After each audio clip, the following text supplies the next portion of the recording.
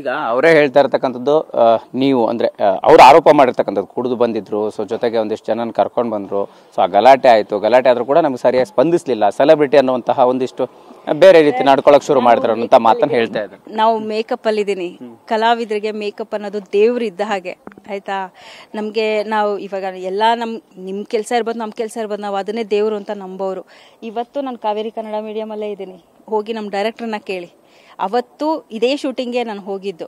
ಯಾರಾದರೂ ಕುಡ್ಕೊಂಡು ಕೆಲ್ಸಕ್ಕೆ ಹೋಗ್ತಾರ? 5:45 ತೂರಾಡೋ ಥರ ಯಾರಾದರೂ ಕುಡಿತಾರ? ಫಸ್ಟ್ ಆಫ್ ಆಲ್ ನನಗೆ ಕುಡಿಯೋ ಅಭ್ಯಾಸ ಇಲ್ಲ. ಕುಡ್ಕೊಂಡು ಯಾರಾದರೂ ಶೂಟಿಂಗ್ ಹೋಗ್ತಾರಾ? ನೀವೇ ಹೇಳಿ. ಎಸ್ ಮೇಡಮ್, ಇದ್ರ ಜೊತೆಗೆ ಈಗ ಪೊಲೀಸರಿಗೆ ಕಂಪ್ಲೇಂಟ್ ಕೊಟ್ಟರು ಕೂಡ 3 ತಿಂಗಳಾದರೂ ಕೂಡ ಪೊಲೀಸರು ಕಂಪ್ಲೇಂಟ್ ತಗೊಳ್ಳಿಲ್ಲ, ಮಾತಾಡಿಸ್ಲಿಲ್ಲ, ಅವ್ರನ್ನ ಕರೆದು ಮಾತಾಡೋಂಥ ಪ್ರಯತ್ನ ಆಗಲಿಲ್ಲ ಅನ್ನೋದು. ಅಂದರೆ ನೀವು ಅಷ್ಟೊಂದು ಪ್ರಭಾವಶಾಲಿನ ಅನ್ನುವಂಥ ಪ್ರಶ್ನೆ ಈಗ ಶುರುವಾಗಿರ್ತಕ್ಕಂಥದ್ದು. ಸರ್, ಖಂಡಿತವಾಗ್ಲೂ ಇಲ್ಲ.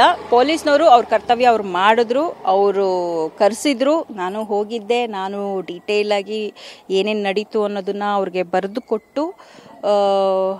ಕೊಟ್ಟು ಬಂದೆ. ಸಿದ್ದಪ್ಪ ಬರಡು ಭೂಮಿಯಲ್ಲಿ ಸಮಗ್ರ ಕೃಷಿ ಮಾಡಿ ವರ್ಷಕ್ಕೆ 4 ಲಕ್ಷ ಗಳಿಸ್ತಿದ್ದಾರೆ. ನೀವು ಕೂಡ ಅವರಿಂದ ಕಲಿಬೇಕಾ? ಅವ್ರ ಜೊತೆ ವಿಡಿಯೋ ಕಾಲ್ನಲ್ಲಿ ಮಾತಾಡಬೇಕಾ? ಈಗಲೇ ಫ್ರೀಡಮ್ ಆ್ಯಪ್ ಡೌನ್ಲೋಡ್ ಮಾಡಿ.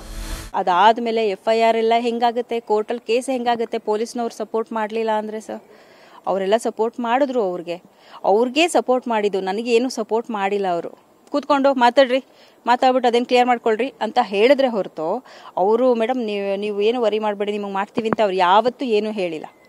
ಅವ್ರ ಕೆಲಸ ಅವ್ರು ಮಾಡಿದ್ರು. ಮನೆ ಹತ್ರ ಪೊಲೀಸ್ ಕಳಿಸಿದ್ರು, ನನ್ನ ಮನೆ ಹತ್ರ ಪೊಲೀಸ್ ಕಳಿಸಿದ್ರು. ಮನೆ ಹತ್ರ ಪೊಲೀಸ್ ಬಂದರೆ ಹೆಂಗಾಗತ್ತೆ ಹೇಳಿ ನೀವೇನೆ ಅಲ್ವಾ? ಅವ್ರ ಕರ್ತವ್ಯ ಅವ್ರು ಮಾಡಿದ್ದಾರೆ.